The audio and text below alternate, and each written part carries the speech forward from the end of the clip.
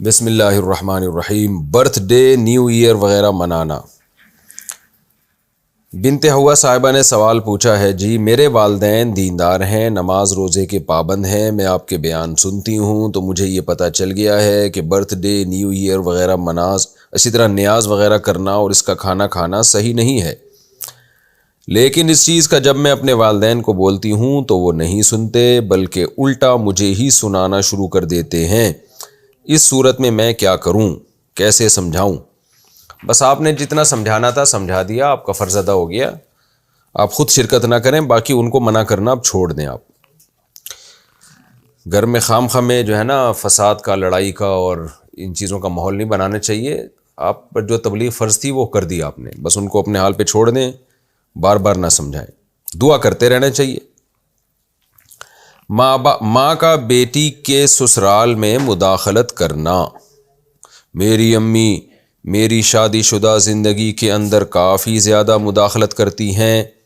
ان کا مقصد ہوتا ہے کہ انہی کی بات ہمارے گھر میں مانی جائے اور میں اپنی مرضی سے اپنے گھر میں کچھ بھی نہ کروں۔ اگر میں کوئی رد عمل کروں بھی تو وہ ناراض ہو جاتی ہیں اور کئی دن مجھ سے بات نہیں کرتی، حالانکہ میرے شوہر میرا ساتھ دیتے ہیں اور کہتے ہیں کہ تمہیں میرا گھر چلانا ہے۔ تو کیا مجھے امی کی بات نہ ماننے کا گناہ ہوگا؟ کیونکہ مجھے لگتا ہے کہ وہ ڈپریشن کی مریض ہیں اور مجھے بھی ڈپریشن میں مبتلا کرتی جا رہی ہیں۔ پنجاب سے کسی نے پوچھا ہے جی۔ دیکھیں، جب لڑکی کی شادی ہو جائے نا تو شریعت میں اطاعت کے معاملے میں شوہر کا حق والدین سے زیادہ ہے۔ تو اگر آپ کے شوہر کسی بات کا حکم دے رہے ہیں، والدہ اس کے خلاف حکم دے رہی ہیں، تو پھر آپ کو شوہر کی بات ماننی چاہیے۔ اور میں نے گھروں میں بہت دفعہ طلاقیں ہوتی دیکھی ہیں ماؤں کی سسرال میں بیجا مداخلت کی وجہ سے۔ ماؤں کو چاہیے بچی کو رخصت کر دیا، وہ جیسے رہ رہی ہے وہاں ان کے کاموں میں ٹانگ نہ اڑائیں، بلکہ الٹا سسرال کو یہ کہا کریں کہ بھئی آپ کی امانت ہے، آپ جیسے چلائیں گے یہ ویسے چلے گی، ہم اس میں مداخلت نہیں کریں گے۔ تو رہنا اس نے آپ کے ساتھ ہے، زندگی اس نے آپ کے ساتھ گزارنی ہے، تو ہم نے رخصت کر کے بھیج دی۔ اب جیسے آپ چلائیں گے، اب بچی کو بھی یہی سمجھائیں کہ بھئی وہ تمہارے بڑے ہیں بیٹا، ان کی بات مانو۔ تو سمجھدار مائیں یہی کرتی ہیں۔ ہاں الا یہ کہ ظلم ہو رہا ہو تو بیٹی پہ وہاں ظلم زیادتی ہو رہی ہے واضح طور پر، تو پھر ایک الگ بات ہے، پھر تو ظاہر ہے ظلم سے روکنے کی کوشش کرنی چاہیے۔ تو باقی یہ کہ آپ نے جو پوچھا ہے تو آپ اپنے شوہر کی مانیں، اور اماں اگر ڈپریشن میں کی مریضاں ہیں تو آپ پھر کوئی گول مول طریقے سے بات چلا لیا کریں۔ پہلی تو کوشش کرنی چاہیے ایسی صورت میں ذرا سسرال جو ہے وہ میکے سے دور ہونا چاہیے، اتنا قریب نہ ہو کہ بار بار اماں کی مداخلت ہو رہی ہے اس میں، تو تھوڑا سا شوہر سے کہیں گھر دور لے لے اور اماں سے ویسے ہی حال احوال پوچھ لیا کریں۔ باقی اماں کو ڈپریشن سے بچانے کے لیے کچھ گول مول بات کر دیا کریں، اچھا ہاں ٹھیک ہے، اچھا آپ نے کہا ایسے یہ کرنا ہے، اچھا چلے میں کوشش کرتی ہوں، اس طرح کے گھمائیں باتوں کو۔ ظاہر اماں کو ڈپریشن میں لے جانا تو کوئی اچھا کام نہیں ہے نا، لیکن کوئی گھما دیا کریں بات کو، وہ خود آپ کو اللہ تعالیٰ آپ کو توفیق دے کس طرح سے کہاں بات گھمانی ہے، کیونکہ مائیں نہیں سمجھ رہی ہوتی، بڑھاپے میں تو ویسی سمجھ میں بات آنا بہت مشکل ہو جاتا ہے، تو بس اس میں گھمانا ہی پڑتا ہے باتوں کو۔ پورے قرآن کا ترجمہ و تفسیر ویڈیو کی شکل میں نے قرآن تو پڑھا ہے لیکن میں گھر کے کام کاج کی وجہ سے اردو نہیں پڑھ پاتی، اب میری شادی ہو چکی ہے، گھر کے کام کی وجہ سے اردو نہیں پڑھ پاتی؟ تو یہ کوئی ایسا ہوتا ہے کہ گھر کے کام کرنے سے اردو پڑھنا بھول جاتا ہے انسان؟ خیر جی، گھر کے کام میں مصروف رہتی ہوں ماشاءاللہ جی، ٹائم نہیں مل پاتا۔ آپ سے درخواست ہے کہ آپ قرآن مجید کو پہلے پارے سے شروع کر کے کچھ آیات کی شارٹ ویڈیو بناتے رہیں تاکہ مجھ جیسے لوگ جو قرآن کو نہیں سمجھ پاتے وہ بھی آسانی سے سمجھ جائیں۔ ارم صاحبہ انڈیا سے۔ میں تو یہ کام کر رہا ہوں آلریڈی، مفتی طارق مسعود اسپیچز جو میرا دوسرا چینل ہے اس پہ میرے تفسیر کے لیکچر آپ کو پلے لسٹ میں مل جائیں گے۔ بالکل ایک لیکچر نمبر 1 سے لے کے ہم نے شروع کیا، اس میں 8 لیکچر شروع میں گرامر کے ہیں، پھر اس کے بعد 30واں پارہ ہے، پھر پہلا، دوسرا، تیسرا، چوتھا، 5واں، 6واں، اور ماشاءاللہ تقریباً 13 پارے مکمل ہو چکے ہیں، 14واں پارہ شروع ہے۔ تو یہ کام آلریڈی الحمدللہ ہو رہا ہے، آپ وہ لگا لیا کریں، سن لیا کریں۔ شادی شدہ ہوتے ہوئے چکر چلانا، اوہ ہوئے ہوئے، میرے اپنے شوہر سے 2 بچے ہیں، میرے شوہر پھر بھی کسی اور لڑکی سے بات کر رہے ہیں، وہ لڑکی بھی شادی شدہ ہے اور بچوں والی ہے، کیا اسلام میں یہ سب جائز ہے یا اس کی کوئی سزا ہے؟ حیدرآباد سے کسی نے پوچھا ہے۔ وہ لڑکی بھی شادی شدہ ہے، بچوں والی ہے، شادی شدہ نہ بھی ہو، بچوں والی نہ بھی ہو، پھر بھی یہ حرکت حرام ہے، کبیرہ گناہ ہے، اور شادی شدہ اور بچوں والی شادی شدہ ہو یہ اور زیادہ بڑا جرم ہے۔ اور اس لڑکی کو بھی کمبخت کو سوچنا چاہیے کہ تو میرڈ ہے، تیرا میاں ہے، تو کیسے تو بھائی کسی غیر مرد سے باتیں کر رہی ہے، دل بہلا رہی ہے اس کے ساتھ؟ تو یہ ہماری سوسائٹی میں جب اللہ کا خوف ختم ہو گیا تو پھر اس کے یہ نتائج ہیں۔ باقی شریعت کی سزا تو اس بارے میں بہت سخت ہے، لیکن وہ سزا دے گا کون؟ حکومتیں تو اسلام کو فالو نہیں کر رہی ہیں آج کل، تو دے گا کون وہ سزا؟ تو مسئلہ سارا ہی ہے۔ تو آپ اپنے شوہر کو ڈرائیں، اللہ کے عذاب سے ڈرائیں، اور اگر کچھ ہنگامہ کر سکتی ہیں، لڑکی والوں کے گھر جائیں، اس کے میاں کو بتائیں، پہلے تو ایک دھمکی دیں اس لڑکی کو کہ تیرے میاں کو میں بتا دوں گی، کسی طرح سے نمبر ٹریس کریں، پھر بھی باز نہیں آتی تو اس کے میاں کو بتا دیں کہ تمہاری بیگم کی حرکتیں ٹھیک نہیں ہیں، تو اس کو کنٹرول کرو۔ اچھا بھائی، اور اپنے میاں کو بھی کنٹرول کریں، کوئی ہنگامہ کرنا پڑتا ہے ایسے موقع پہ گھر میں، کوئی شرافت کی زبان شریف لوگ سمجھتے ہیں، جن میں شرافت نہیں ہے وہ تمیز کی زبان سمجھتے نہیں ہیں۔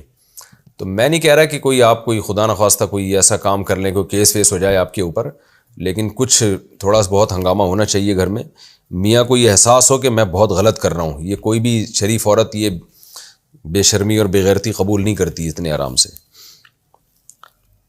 اچھا بھائی، یورپ میں مورگیج پر گھر لینا۔ میں تقریباً 10 سال سے سویڈن میں ہوں اور کرائے پر رہ رہا ہوں، جو وقت کے ساتھ کافی مہنگا ہوتا جا رہا ہے۔ میں نے یہاں کافی لوگوں کو دیکھا ہے کہ وہ مورگیج پر گھر لے لیتے ہیں، جن میں 15% آپ کو اپنی جیب سے دینا پڑتا ہے، باقی 85% بینک دیتا ہے، اور اس میں ایک فکس مورگیج ہوتی ہے اور ایک ویریبل ہوتی ہے۔ تو کیا مورگیج کی یہ دونوں قسمیں ناجائز ہیں؟ اس بارے میں رہنمائی فرما دیں۔ عمران صاحب سویڈن سے۔ جی، جب ابھی میرا سویڈن کا دورہ ہوا تو ہر آدمی کا یہی سوال تھا، مورگیج پہ گھر لینا۔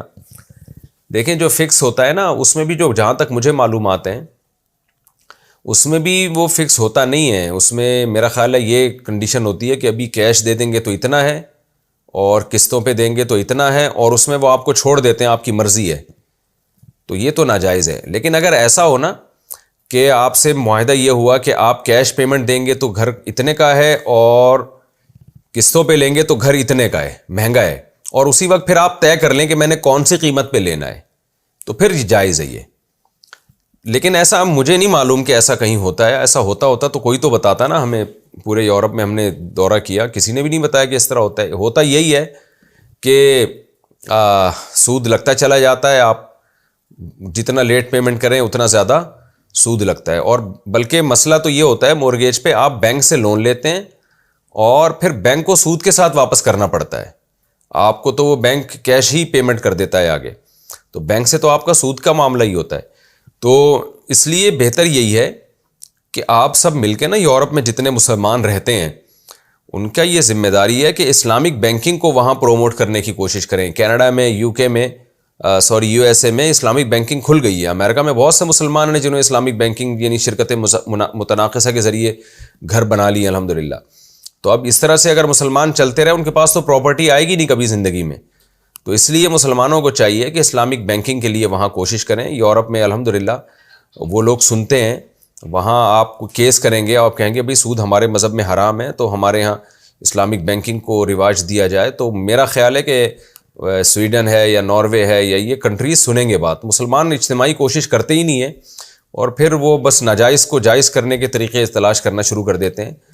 تو اس لیے آپ جیسے جتنے بھی یورپین لوگ ہیں، مسلمان ہیں، ان سے میں یہی کہوں گا کہ آپ لوگ یورپ میں اسلامک بینکنگ کو فروغ دینے کی کوشش کریں، گوروں کو اس طرف لے کر آئیں، آپ گوروں کو لالچ دیں، آپ بولیں بھائی بہت سارے لوگ تمہارے پاس اکاؤنٹ کھولیں گے اگر تم نے اسلامک بینکنگ کی بنیاد رکھ لی یہاں پہ، کیونکہ بہت سارے مسلمان سود سے بچنا چاہتے ہیں۔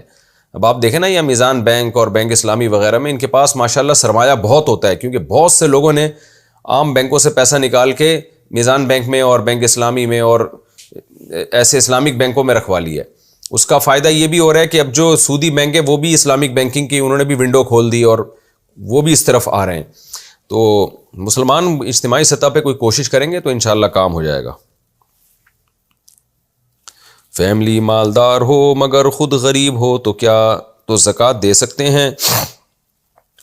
اگر ایک شخص خود غریب ہو اور زکوٰۃ کا مستحق ہو لیکن اس کے باپ اور بھائی سب خوب مالدار ہوں تو کیا ایسے شخص کو زکوٰۃ دی جا سکتی ہے؟ ریحان مصطفیٰ سعودی عرب سے. جی ہاں، زکوٰۃ دی جا سکتی ہے کیونکہ وہ غریب ہے تو زکوٰۃ کا مستحق ہے، بشرطے کہ بالغ ہو. نابالغ بچہ وہ اپنے باپ کے تابع ہوتا ہے. اگر باپ مالدار ہے تو بچہ بھی مالدار سمجھا جائے گا، باپ غریب ہے تو بچہ بھی غریب سمجھا جائے گا. لیکن بالغ لڑکا ماں باپ کے تابع نہیں ہوتا، وہ غریب ہے تو زکوٰۃ دینے سے ادا ہو جائے گی. باقی دینی چاہیے کہ نہیں، تو دیکھیں دینی تو اس کو چاہیے جو زیادہ مستحق ہو. اگر کوئی غریب ہے، اس کے رشتہ دار مالدار ہیں، اس کو دبا کے سپورٹ کر رہے ہیں، اسی ابا کے ساتھ بنگلوں میں رہتا ہے، خوب ابا کی آمدن کھا رہا ہے، تو فقہی لحاظ سے تو ٹھیک ہے زکوٰۃ ادا ہو جائے گی، غریب ہے. لیکن اخلاقی ایک شریعت کا جو مزاج ہے وہ یہی ہے کہ بھئی جو جن کے پاس روٹی نہیں ہے، یہاں تو ابا بھائی کھلا رہے ہیں نا اس کو، تو آپ ایسے غریبوں کو دے دیں نا جن کو کوئی کھلانے والا نہیں ہے، تاکہ آپ کو زیادہ ثواب ملے گا، اس میں زکوٰۃ کے مقاصد زیادہ حاصل ہوں گے. دلہن کا شادی میں پرانا غرارہ پہننا. اچھا بھائی، کیا میں اپنی شادی میں اپنا پرانا غرارہ پہن سکتی ہوں جو میں نے اپنی بہن کی شادی میں پہنا تھا، کیونکہ میرے والد کی آمدن کا فی الحال کوئی ذریعہ نہیں ہے، اس بارے میں رہنمائی فرما دیں. علی گڑھ سے پوچھا ہے جی بنت. ابے بھائی نام نہ لکھا کریں ایسے موقع پہ، شوہر سمجھ جائے گا کہ یہ میری بیگم صاحبہ پرانا غرارہ پہن کے آ رہی ہیں، تو نام ایسی صورت میں ہٹا دیا کرے. خیر میں نے پورا نام پڑھا بھی نہیں ہے. علی گڑھ سے کسی نے پوچھا ہے تو پرانا غرارہ پہنے. حضرت عائشہ رضی اللہ تعالیٰ عنہ کے دور میں تو دلہن کا ایک اتنی غربت تھی کہ ایک دلہن کا جوڑا ہوتا تھا، جس کی شادی ہوتی تھی وہ اس دلہن کو دے دیا جاتا تھا، اور پھر وہ دلہن رکھ لیتی تھی اتار کے کہ بھئی اب جس کی شادی ہوگی تو اب یہ اس کو پہنا دیں گے. تو ایک ہی دلہن کا جوڑا جو ہے نا مدینہ میں گردش کرتا تھا. وہ سادہ دور تھا، سادہ لوگ تھے. اب تو اتنا پیسہ خرچ ہو رہا ہے غراریں شراروں پہ، تو پرانا ہے، دیکھنے میں پرانا نہ لگے، اس کو تھوڑا دھلوا لیں. سلائی وہ اس کے جو ہے نا وہ جو تو دھلائی والے بتا دیں گے کیسے دھلتے ہیں غرارے، تو دھلا کے اس کو صحیح کر لیں، سیٹ کر لیں، وہ پرانا چلائیں انشاءاللہ. میاں کو بتانے کی ضرورت نہیں کہ پرانا ہے. آج کل جس سے شادی ہوتی ہے وہ کون سا نئے ہوتے ہیں، وہ بھی تو پرانے ہوتے ہیں نا. عمریں دولوں کی اتنی زیادہ ہوتی ہیں آج کل، شادی کی جو اصل عمر ہے 15-20 سال، یہ عمروں میں تو اب ہو ہی نہیں رہی شادی. تو میاں پرانا ہے تو پھر غرارہ بھی پرانا ہی ہونا چاہیے. مسجد میں کون سے اعلان کیے جا سکتے ہیں؟ مسجد کے جس مائک پر اذان دی جاتی ہے کیا اس مائک پر اعلان کیا جا سکتا ہے؟ مثلاً جنازے کی نماز کا، یا اسی طرح کوئی بچہ وغیرہ گم ہو جائے، یا اسی طرح بعض لوگ شادی کے موقع پر اعلان کرواتے ہیں کہ دعوتی لوگ کھانا کھا لیں. اس بارے میں رہنمائی فرما دیں. اخلت زمان یو پی سے. دیکھیں مسجد جو ہے نا وہ تھانہ نہیں ہے کہ سارے اعلانات مسجد سے ہو رہے ہوں. جو مائک ہے وہ صرف اذان کے لیے، اور وقف بھی اسی کام کے لیے کیا گیا ہوتا ہے وہ، تو اس میں صرف اذان دی جا سکتی ہے. اسی طرح جنازے کا کسی کی مرنے کا اعلان نہیں کیا جا سکتا کہ فلاں کا انتقال ہو گیا. ہاں جنازے کا اعلان کیا جا سکتا ہے کہ فلاں کا انتقال ہو گیا تھا تو ان کا نماز جنازہ اتنے بج کے اتنے منٹ پر ہے، اس کی گنجائش ہے. باقی بچہ گم ہونے کا اعلان کرنا یہ کام تھانے کا ہے، یہ مسجد کا نہیں ہے. تھانے والوں کو چاہیے کہ وہ کوئی اناؤنسمنٹ کا انتظام کریں. تو اس لیے بہت سے علماء اس کو بھی جائز نہیں قرار دیتے کہ بچے کے گمنے کا اعلان بھی مسجد سے جائز نہیں ہے. البتہ بعض علماء کہتے ہیں کہ اگر تھانہ میں نہیں ہے ایسا کوئی سیٹ اپ اور مجبوری ہے اور بچہ گمنے سے ظاہر ہے جو ماں باپ کے دل پہ آرے چلتے ہیں، تو ایسے موقع پہ اگر امید ہے کہ اعلان کرنے سے بچہ مل جائے گا تو بعض علماء بچے کی گمشدگی کا اعلان کی گنجائش دیتے ہیں کہ وہ مسجد سے جائز ہے. باقی چیزوں کا اعلان تو بہرحال ناجائز ہے، کیونکہ صحیح حدیث میں آتا ہے رسول اللہ صلی اللہ علیہ وسلم نے فرمایا جو اپنی گمشدہ چیز کا مسجد میں اعلان کرے تو اس کو بددعا دو، لا ردہ اللہ علیک، اللہ کرے تیری یہ چیز نہ ملے تجھے، اس کو بددعا دینی چاہیے. تو اس سے پتہ چلتا ہے کتنا سخت جرم ہے یہ. گاؤں دیہاتوں میں تو بکری کا بچہ گم جائے اس کے اعلانات ہو رہے ہوتے ہیں. چچا کے بیٹوں سے کتنا پردہ ضروری ہے؟ کیا چچا کے بیٹے سے شرعی پردہ ضروری ہے؟ سعد راشد. جی ہاں، لڑکی کے لیے اپنے چچا زاد اور پھوپھی زاد اور خالہ زاد اور ماموں زاد بھائیوں سے شرعی پردہ ضروری ہے. یہ سب نامحرم میں جس سے بھی نکاح ہو سکتا ہے اس سے پردہ ضروری ہے. منہ بولا بیٹا ولدیت میں کس کا نام لکھے. زید نے علی کے بیٹے کو اپنا منہ بولا بیٹا بنایا ہوا ہے. اب وہ لڑکا اپنی دستاویز میں باپ کے نام پر زید لکھتا ہے. کیا یہ جائز ہے؟ محمد یحییٰ انڈیا سے. ناجائز ہے، حرام ہے، گناہ کبیرہ ہے. قرآن نے صاف طور پر منع کیا اپنی ولدیت تبدیل کرنے سے. جو آپ کے سچی مچی کے ابا ہیں وہ انہی کا نام ہر ڈاکومنٹس میں آئے گا، اس کو چینج کرنا جائز نہیں ہے، حرام ہے. آج کل یہ بدعت، یہ جرم بہت لوگ کر رہے ہیں. سجدہ کرنے کا صحیح طریقہ. سجدے میں بازو پہلو سے کس قدر جدا ہونے چاہیے؟ جماعت کے دوران سجدے میں بازو پہلے سے ملے ہوئے ہوتے ہیں، اس بارے میں کیا حکم ہے؟ ساجد صاحب راول پنڈی سے. نبی صلی اللہ علیہ وسلم نے حکم دیا ہے کہ سجدے میں یہ جو دونوں پہلو ہیں یہ آپ کے بازو ان سے الگ رہیں. خوب کشادہ طریقے سے سجدہ کریں آپ، اور کمر اٹھی بھی رہے. البتہ اجماع سے یہ بات ثابت ہے کہ عورت سمٹ کے سجدہ کرے گی. تو اجماع سے حدیث خاص کی گئی ہے کہ یہ جو کھل کے سجدہ کرنے کا حکم دیا گیا ہے یہ مردوں کے ساتھ خاص ہے. باقی رہا مسئلہ جماعت کے ساتھ، تو جماعت میں اگر جب آپ مل کے کھڑے ہوتے ہیں تو پھر کھلے طریقے سے سجدہ کرنا ممکن رہتا نہیں ہے. تو ایسی صورت میں اگر بازو سمیٹنا پڑے تو انشاءاللہ اس میں کوئی حرج نہیں ہے، کیونکہ مل کے کھڑے ہونے کی اہمیت کھل کے سجدہ کرنے سے زیادہ ہے. احادیث سے یہ پتہ چلتا ہے. میت کو سرد خانے میں رکھنا کیسا ہے؟ غسل کب دیں گے؟ میت کو سرد خانے میں رکھوانے سے پہلے کیا غسل دے سکتے ہیں؟ عبدالحی کراچی سے. جی ہاں دے سکتے ہیں، لیکن میتوں کو سرد خانے میں رکھوانا یہ ٹھیک عمل نہیں ہے، میت کی توہین ہے. اور حکم یہی ہے کہ جیسے ہی کسی کی ڈیتھ ہو جائے فوراً غسل کفن دے کے اس کو دفنانے کی کوشش کریں. اور لوگوں کے انتظار میں برف خانوں میں میتوں کو رکھنا یہ بدترین توہین ہے میت کے ساتھ. وہ کہ گوشت نہیں ہے کہ آپ نے اس کو برف خانے میں رکھ دیا ہو، تو اس کو اس کی جو امانت گاہ ہے وہاں پر اس کو پہنچانا چاہیے. کیا شادی کی دعوت بدعت ہے؟ شادی کے وقت لڑکی والوں کی طرف سے جو دعوت ہوتی ہے اس کا شمار کیا بدعت میں ہوگا؟ محمد عمر کراچی سے. دیکھیں اس کو لوگ اگر سنت سمجھیں گے تو وہ بدعت ہوگا، سنت نہیں سمجھتے تو غیر شرعی رسم ہے.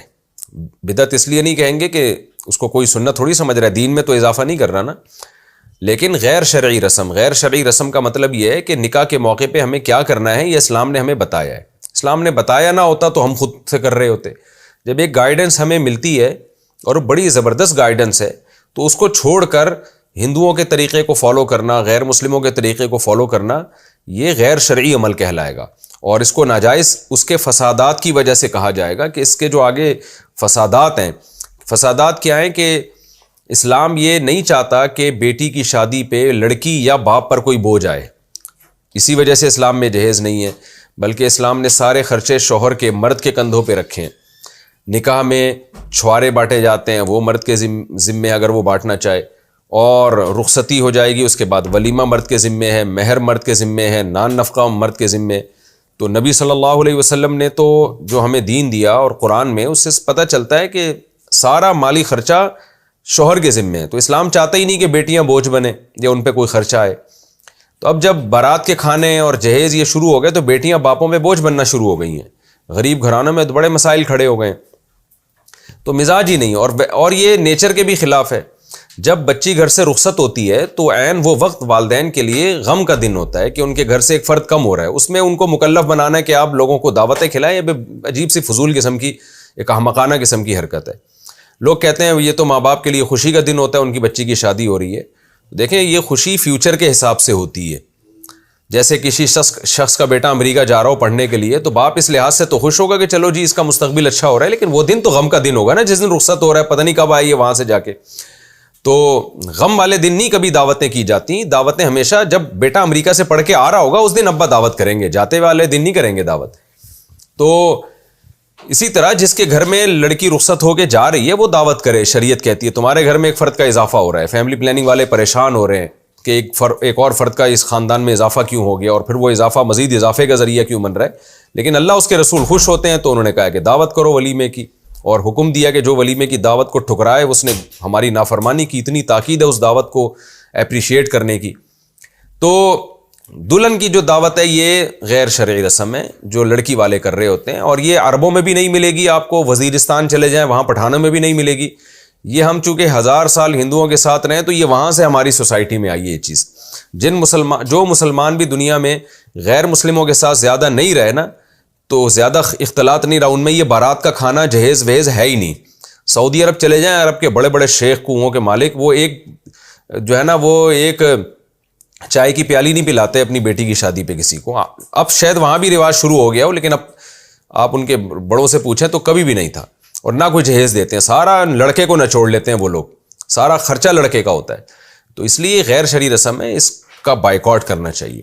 ہاں اب بائیکاٹ پورا کر لیا، پھر بھی ماں باپ کر رہے ہیں دعوت، تو پھر اب دولہا کیا کرے گا؟ تو دولہے کے لیے مجبوری ہے جانا، کیونکہ وہ اگر نکاح والے دن وہاں جائے گا ہی نہیں تو شادی کیسے ہوگی اس کی؟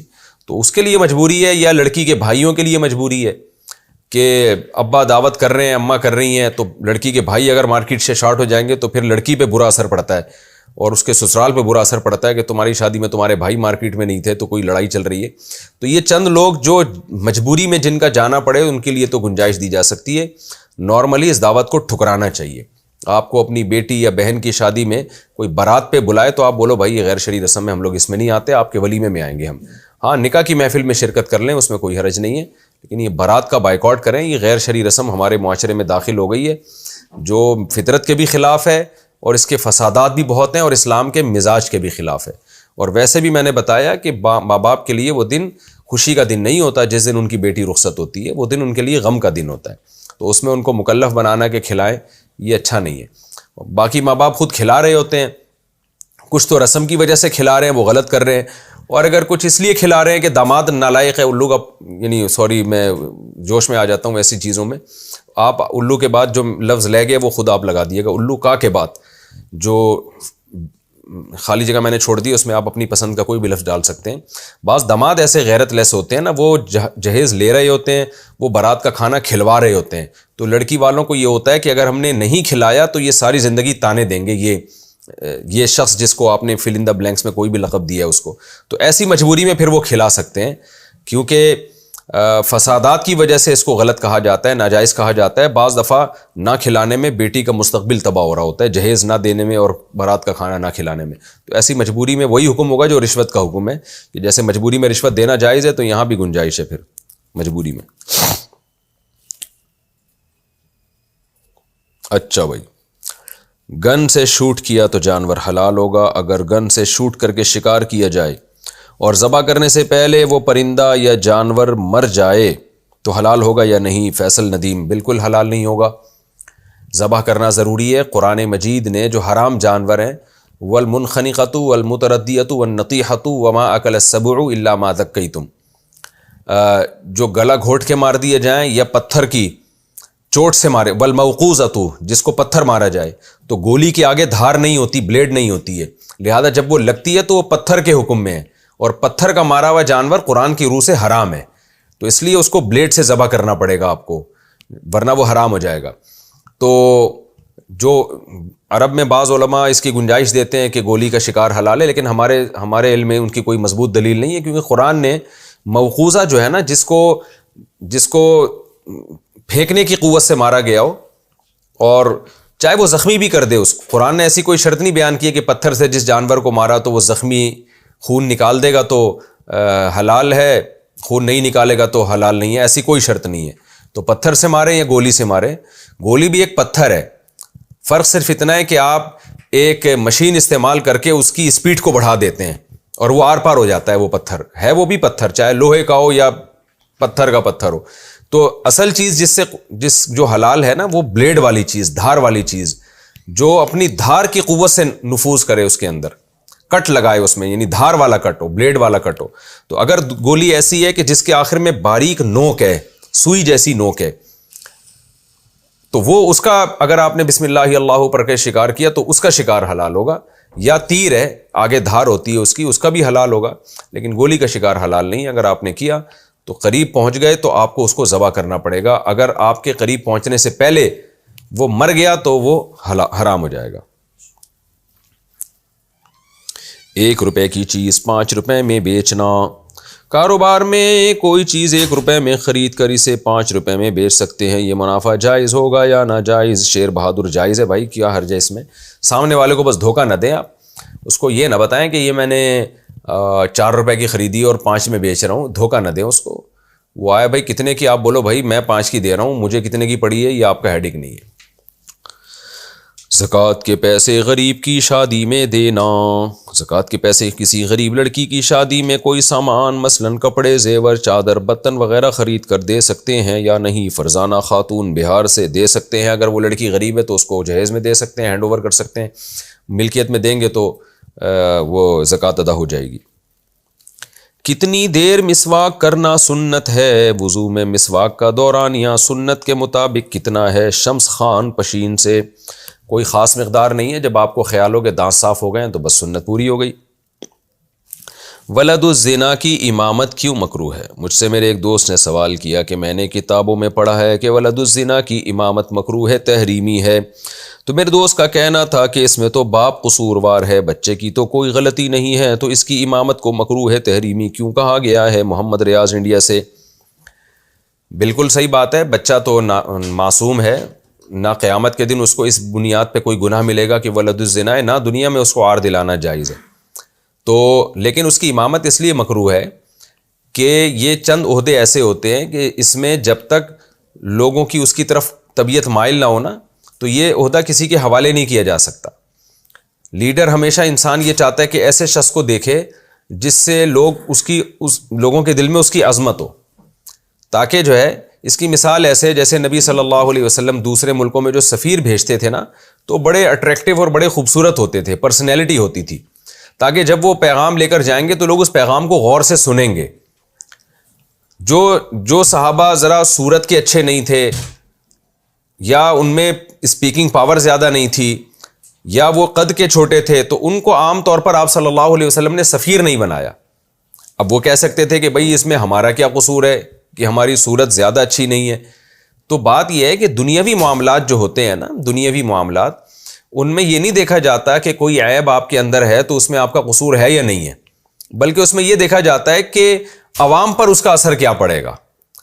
تو ہم نے تو چونکہ عوام کو قائل کرنا ہے نا، تو جس چیز کو عوام بہتر سمجھتی ہوگی تو اسی کو عوام کا لیڈر بنایا جائے گا، عوام کا مقتدی بنایا جائے گا، تاکہ لوگ اس کی بات مانیں۔ اس کی مثال ایسے جیسے لڑکی کا نکاح ہمیشہ شریعت کہتی ہے کفو میں کرو، اس کے پیرالل میں یا اس سے افضل میں کرو، کیونکہ اس نے شوہر کو کے ماتحت رہنا ہے تو شوہر کا مقام بڑا ہوتا ہے۔ تو اگر وہ شوہر جو ہے خاندانی اعتبار سے، مالی اعتبار سے اس سے کمتر کا ہوگا نا تو عورت ذہنی طور پر اس کو اپنا آقا تسلیم نہیں کرے گی، ذہنی طور پر اس کے ماتحتی میں آئے گی نہیں، تو وہ پھر جو ہے نا چلے گا نہیں سیٹ اپ۔ اب کوئی کہے کہ اس میں بدصورت لڑکے کا کیا قصور ہے یا اس میں جناب غریب لڑکے کا کیا قصور ہے، تو بھائی ہم نے کب کہا آپ کا قصور ہے؟ دنیا کا نظام چلانے کے لیے گاڈ گفٹڈ صلاحیتوں کو بھی دیکھا جاتا ہے۔ تو اسی طرح امامت ایک اخروی معاملہ بھی ہے، دنیاوی معاملہ بھی ہے۔ اخروی معاملہ تو یہ کہ آپ نماز پڑھا رہے ہیں، تو اس لحاظ سے تو یہ دیکھنے کی ضرورت ہی نہیں ہے کہ یہ ولد الزنا ہے یا یہ ولد الزنا نہیں ہے، لیکن ایک دنیاوی معاملہ بھی ہے۔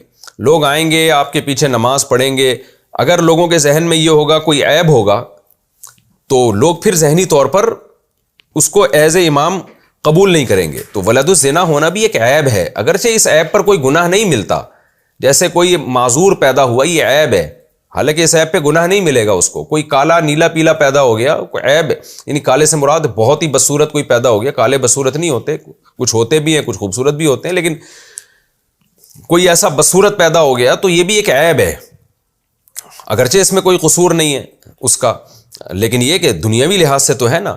تو لیڈر ہمیشہ ایسا ہونا چاہیے جس کو لوگ ذہنی طور پر لیڈر مانیں، یہ انسان کی نیچر ہے۔